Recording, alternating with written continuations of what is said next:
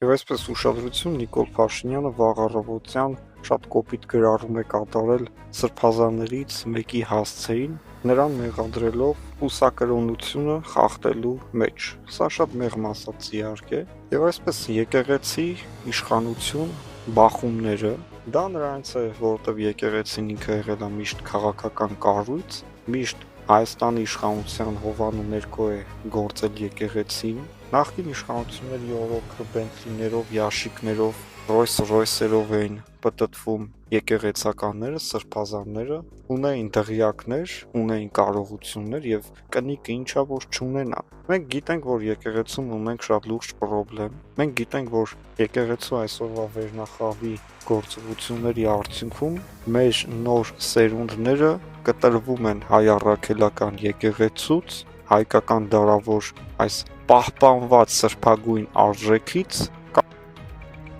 կամ դառնում են օթեիստ կամ փորձում են իրենց կրոնական հոգևոր սնունդը գտնել այլ ինչ-որ կասկածելի կառույցներում, սեկտաներում, ինչը որ այսօր տարածված է։ Դրա մեղավորը Հայաստանի իշխանությունը չի։ Դրա մեղավորը Հայաստանի եկեղեցական վերնախավն է, որը այնպիսի տպավորություն է թողնում մարդկանց մոտ, որ մարդիկ նույնիսկ որոշ մարդկանց մասն ենք ասում մեծամասնության եկեղեցի էլ չեն ուզում այցելել, դա ուղղակի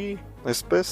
սիմվոլիկ բնույթ այլևս կրում, շատ լավ իմանալու, որ շատ եկեղեցիներ կան, որ Հայաստանի Հանրապետությունում այնտեղ Աստված չկա։ Եվ այո, Աստված պետք է լինի ամեն մարդու մեջ, այլ ոչ թե քարի կառույցում, որտեղ որ տիրում է կոռուպցիան, հասարակ մարդկանցից ինչ-որ գումարի դիմաց աղոտ քանեն, գումարի դիմաց կնունք անեն, գումարի դիմաց հարսանիք անեն,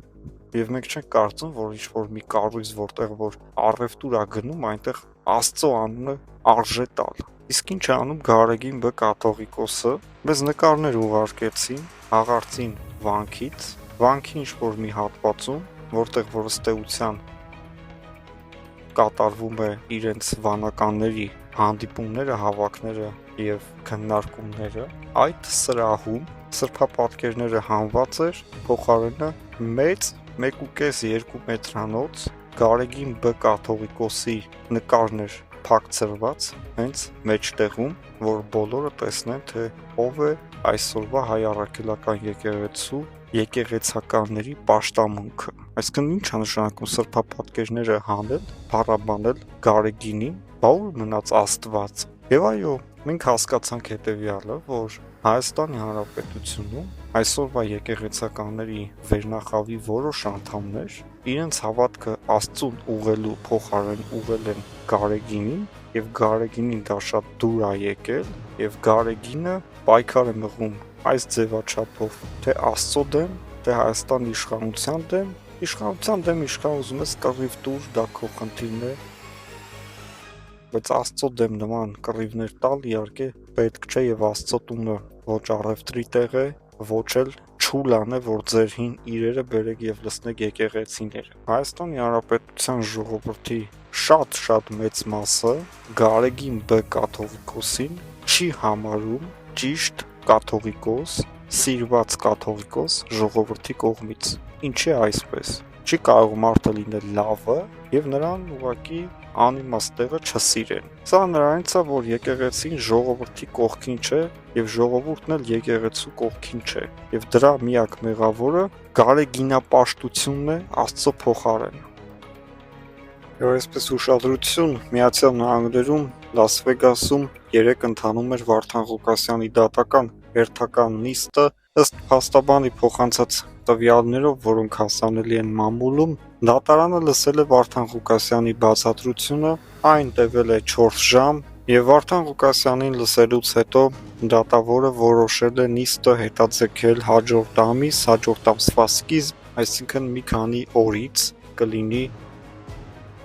հերթական դատական նիստը, որի ընթացքում պետք է դատավորը լսի փաստաբանական խմբի եզրակացություններին, բողոքներին, առաջարկներին եւ այլն եւ այլն։ Շատ ակտիվ կերպով է այս դատական process-ները ընթանում, բայց նաեւ երկար, որովհետեւ Վարդան Ղուկասյանը արդեն մի քանի ամիս է ձերբակալված պահվում է Միացյալ Նահանգների միգրացիոն բանտում, իհարկե հաճախակի նա ուղերձներ է ուղարկում, ուղերձներ է հղում, նաև ձայնային, այսպես ասած, ուղերձներ ունի, նա հետևում է ամբողջ իրադարձություններին, քաղաքական կյանքին Հայաստանի Հանրապետության ներսում եւ անընդհատ փորձում է մնալ իրազեկված եւ ամեն անգամ կարևոր իրադարձությունների ժամանակ իր կարծիքը արտահայտում է մարդկանց ցույց տալու համար, որ ինքը ամեն ինչ էլ գիտի, ամեն ինչին հետևում է եւ դատական գործընթացը երբ որ ավարտվի եւ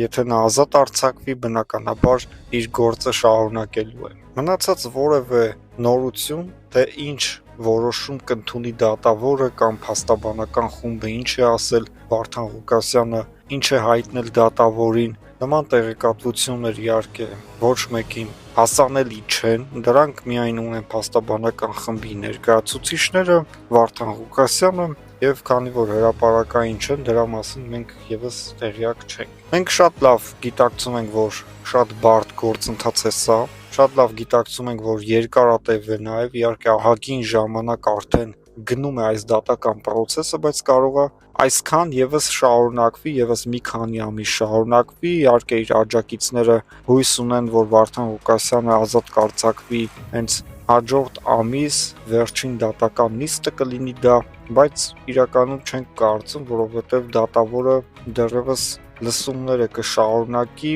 միգուցե մինչև այս տարվա վերջ այս դատական process-ում լինի հստակ որոշում, բայց մենք գիտենք մի բան, եթե Վարդան Ղուկասյանի մեջքին կանգնած չլինեին փաստաբանական խմբեր, այսօր լիքը հայեր միանգամից մեկ դատական նիստով դեպորտացիայի են ենթարկվում Միացյալ Նահանգներից։ Թրամփի որոշմամբ, որ միգրանտներին հանեք Միացյալ Նահանգներից, արդեն 2800 հայ ուղարկվել է Հայաստանի Հանրապետություն, նույնքան քանակությամբ հայերի նկատմամբ ընթանում են process-ներ, Ամերիկա, Մեքսիկա սահմանին հազարավոր հայ բանտարկյալներ կան, որոնց փաստաբանները չեն կարողանում բանտերից հանել, այսինքն եթե Վարդան Ղուկասյանի դատը այսքան ձգձգվում է եւ դատավորը միանգամից դեպորտ չի անում նրան, ուրեմն դեռևս Վարդան Ղուկասյանի աջակիցները պետքա հույս ունենան, որովհետեւ այնպիսի տերոր է իրականացվում Ամերիկայում միգրանտների դեմ, որ Վարդան Ղուկասյանը հաստատ չէր կարողանալու խուսափել դրանից, նաեւ այն պատճառներից, որ Վարդան Ղուկասյանը ըստ էության ակտիվ քաղաքական գործիչ է եւ նաեւ աչքի է ընկել հայանքներով իր եթերներում, որոնք բնականաբար Հայաստանի իշխանություններին, Հայաստանի ընդդիմության եւ առհասարակ ում դրանք վերաբերվել են, հաստատ անուշադրության չէին մատնվելու, նույնիսկ Միացյալ Նահանգներում այսօր շատ